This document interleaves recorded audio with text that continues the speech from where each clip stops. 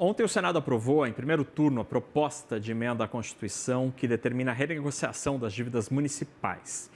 O texto também prevê um novo prazo para o parcelamento de débitos com a Previdência e o pagamento de precatórios. Além disso, retira temporariamente dos precatórios e retira os precatórios e as requisições de pequeno valor da meta fiscal, ou seja, pode pagar sem comprometer o cumprimento da meta. Para entender o impacto desta PEC e nas contas públicas, eu converso agora com Marcos Pestana, que é diretor executivo da IFE, a Instituição Fiscal Independente do Senado. Marcos, obrigado por o senhor estar com a gente aqui no CNN Money na tarde desta quinta-feira. Queria te ouvir sobre a aprovação desse texto, pelo menos no que a gente sabe até agora, né? Ainda temos outras etapas lá no Senado, mas o que se sabe até agora e o impacto disso na execução e no cumprimento das contas públicas. Boa tarde. Fernando, prazer estar com você novamente, com seus espectadores aqui na CNN.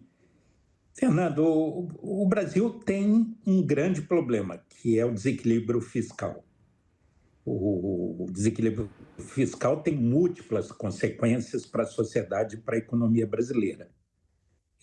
Nós vamos até razoavelmente bem no plano monetário, cambial, em avanços institucionais no ambiente de negócio, mas o calcanhar de Aquiles é fiscal. E esse problema tem que ser enfrentado e não tem mágica. Ou você amplia as receitas ou corta despesas. E não adianta você não encarar o problema de frente. Diante de um problema, você tem como saída ou resolver o problema ou criar gambiarras, atalhos que adiam o problema ou empurra para o futuro. E para você resolver um problema de um país razoavelmente endividado e com déficits crônicos desde 2014, você tem que... A primeira medida para um país endividado e que tem posição deficitária é estancar a sangria, fechar a torneira, tapar todos os ralos. E é preciso um esforço coordenado.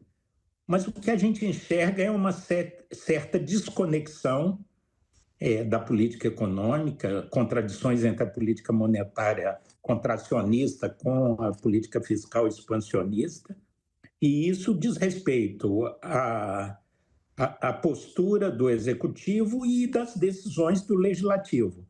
Então, a primeira coisa era estancar, não tomar mais decisões que agravem as circunstâncias. É preciso encarar o desafio fiscal, que é o grande calcanhar de Aquiles da economia brasileira. E aí, no caso específico, você está tomando medidas no sentido de postergar pagamento de dívidas, represar compromissos e aliviar metas que conduziriam para um ajuste mais estrutural, mais definitivo. Então, é preocupante, porque o Brasil já está numa situação delicada, e aí tem vários enfoques. Quando uma prefeitura vai poder postergar sua dívida atuarial com um fundo próprio de previdência, você não está contaminando o governo federal, mas você está optando por gasto presente contra a dívida futura, ou seja, sobrecarregando as gerações futuras, os mais jovens, que pagarão essa dívida futuramente. Quando você posterga pagamentos dos municípios com o INSS, você está transferindo o problema porque o endividamento vai ser pago. O governo federal vai ter que tomar recursos. Então, de uma forma ou de outra, sobrecarrega um ambiente fiscal que já é de instabilidade.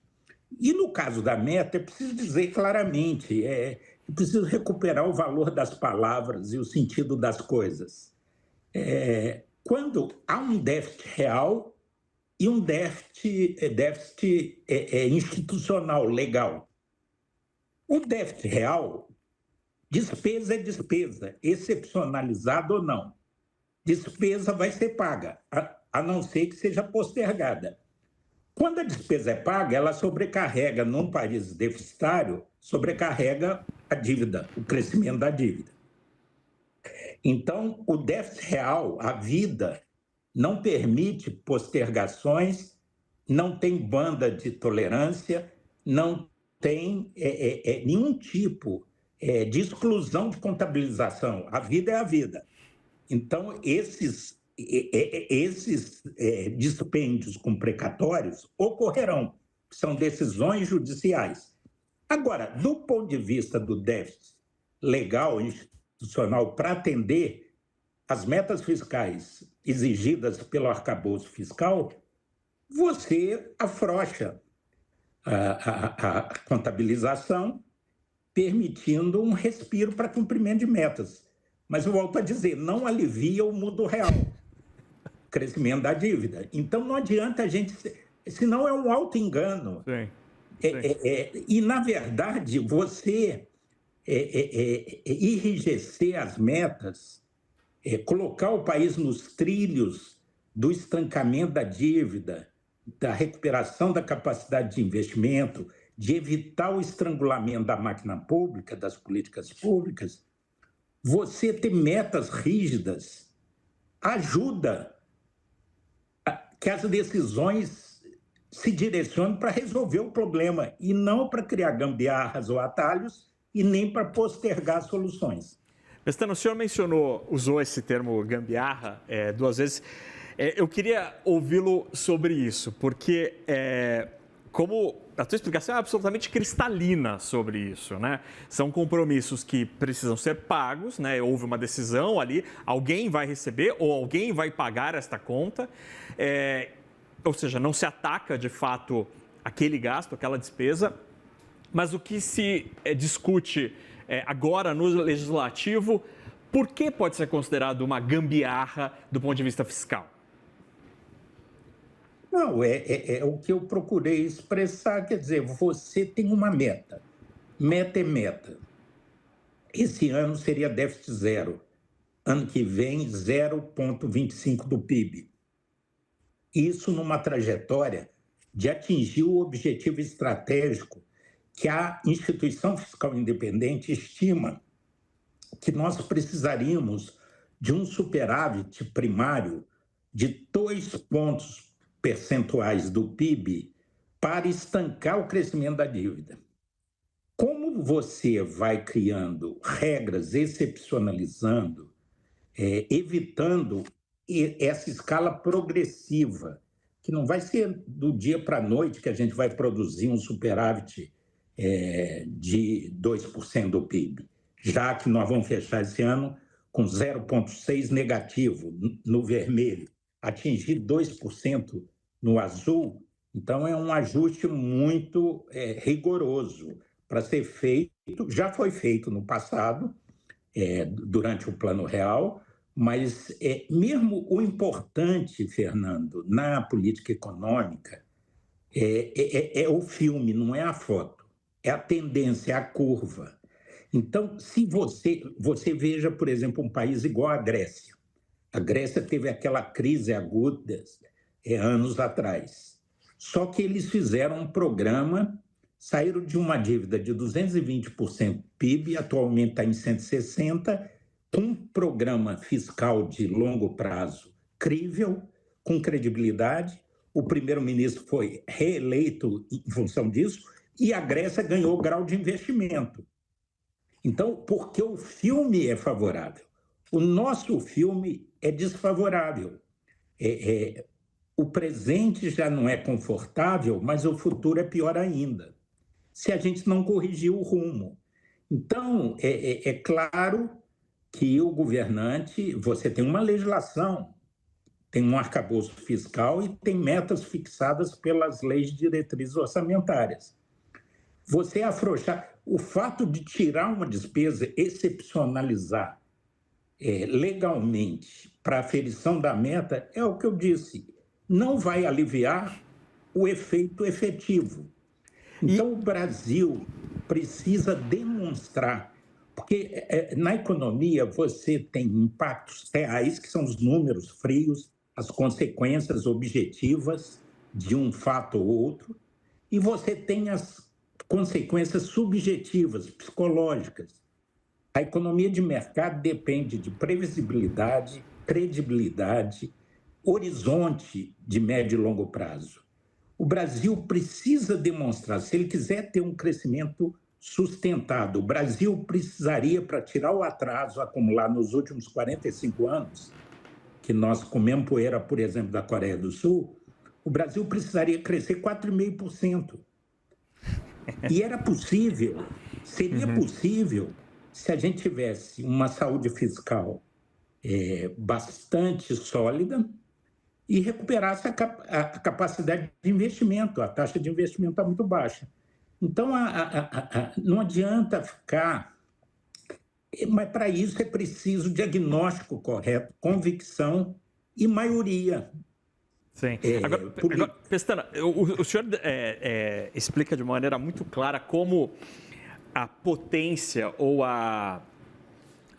alcance do cumprimento da meta fiscal hoje no Brasil quer dizer pouco comparativamente ao que se teve no passado ou comparativamente ao objetivo da criação de um arcabouço fiscal como o que a gente tem aqui no Brasil.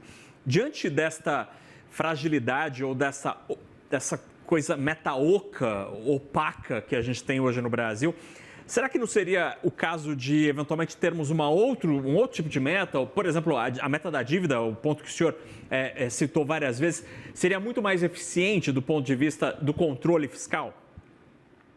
O desenho das metas, a curva que foi planejada, ela está consistente, porque sobre 0,25% ao ano, seria zero esse ano, 25% no ano que vem, depois em 2027 seria 0,5%, depois até atingir o ponto de equilíbrio para a gente produzir os superávites primários e pagar os juros com poupança operacional do governo. Então, a curva estava bem desenhada. Era um ajuste paulatino, não dramático, você tem na Argentina um ajuste que o governo Milei está fazendo, um ajuste selvagem, mas que está mostrando aí seus resultados iniciais. Ainda vai ser avaliado daqui a 4, 5, 6 anos. Nós vamos ter uma noção mais completa do que foi o processo de ajuste argentino. Mas aqui, como a gente está em plena vigência da democracia, nossa legislação é muito rígida, nosso orçamento engessado, foi feito um plano de voo para entrar numa rota virtuosa. No entanto, a gente não é fácil, porque você precisa de um plano de ajuste coerente, coordenação das políticas, as diversas políticas que compõem a política econômica. Você precisaria não só da disposição do Executivo, mas também de apoio majoritário no Congresso para as medidas. E não há ajuste fiscal indolor. Interesses vão ser feridos, alguns direitos e concessões cancelados. Então, assim, não há como fazer o omelete sem quebrar os ovos e não há almoço grátis. Só que isso precisa de convicção política e um plano, como a Grécia fez, como do jeito atabalhoado do governo Milei está sendo feito na Argentina, mas o Brasil tem um encontro inevitável, inexorável com o ajuste fiscal em 2027. Sim. Nós estamos discutindo toda essa polêmica do IOF, que teve uma solução ontem no STF, toda a discussão da medida provisória que penaliza as bets, as fintechs e alguns títulos do mercado financeiro, toda essa discussão sobre renúncias fiscais e despesas tributárias, tudo isso ainda está no enfoque de fôlego curto. Nós estamos discutindo os próximos 18 meses, 1 ano e meio, até a eleição.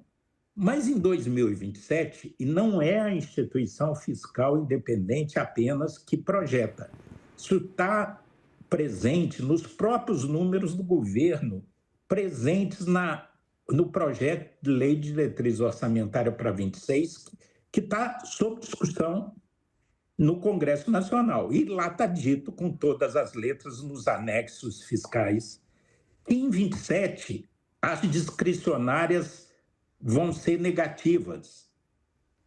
Isso quer dizer que o presidente da República, eleito em 26, não terá nenhuma margem de manobra, nenhum espaço de liberdade para governar, para determinar investimentos, para calibrar o custeio das políticas públicas. Não, 100% do orçamento será obrigatório. Então, na verdade, não precisaria nem de presidente da República. Podia nomear um síndico, um contador, só para coletar impostos e repassar o que já está pré-fixado. O presidente não vai ter PAC, não vai ter investimento, não vai ter custeio para a máquina. Toda a estrutura de gastos será obrigatória ou rígida. Então, é uma situação que a realidade vai se impor. Mais cedo ou mais tarde, um ajuste fiscal mais estrutural. Porque se a gente pensar, Fernando, a longo prazo, o Brasil está mediocrizando muito seus horizontes. Nós já tivemos estadistas que sonharam, o Getúlio, o JK, com projetos estratégicos de país. Se a gente imaginar que a gente precisaria de 2 pontos percentuais, 2,5, de ajuste para estabilizar a dívida, mas não basta isso. Se a gente precisar, se a gente almejar realmente recuperar a capacidade de investimento, o Brasil precisa de ferrovias, rodovias, aeroportos, programas de irrigação, saneamento, moradia. E hoje o nível de investimento é medíocre para um país continental como o nosso. Nós teríamos que imaginar, não um PAC igual está no orçamento desse ano, de 60 bilhões, e ainda foi cortado quando tinha encerrado uma parte, mas nós precisávamos de pelo menos 20% da receita livre, primária líquida, devia ser para investimentos em ciência, tecnologia e infraestrutura. E isso daria cerca de... nós teríamos que ter aí coisa em torno de 500 bilhões. Nossa, dos dois. Sonho. Que sonho, Marcos. É isso, nós temos tantos objetivos estratégicos e, no entanto, eu costumo brincar, e a gente fica brincando igual o bolero do Aldir Blanc com o João Bosco, 2 para lá e 2 para cá. A gente tem que fazer conta de 500, de 600 e ficamos assim, vai cortar 10 aqui, vamos fazer um aumento de receita aqui de 10, quando a gente precisa pensar grande. Então, essa é a discussão que tem que ser posta na mesa e o Brasil tem que encarar com ousadia seus gargalos e seu futuro. Conversamos com Marcos Pestana, diretor executivo da IFE, Instituição Fiscal Independente, que nos ajuda a fazer o diagnóstico e apontar para caminhos para solucionar este grande nó da nossa economia. Marcos, obrigado pela conversa. Boa tarde. Boa tarde, Fernando. Tchau, tchau.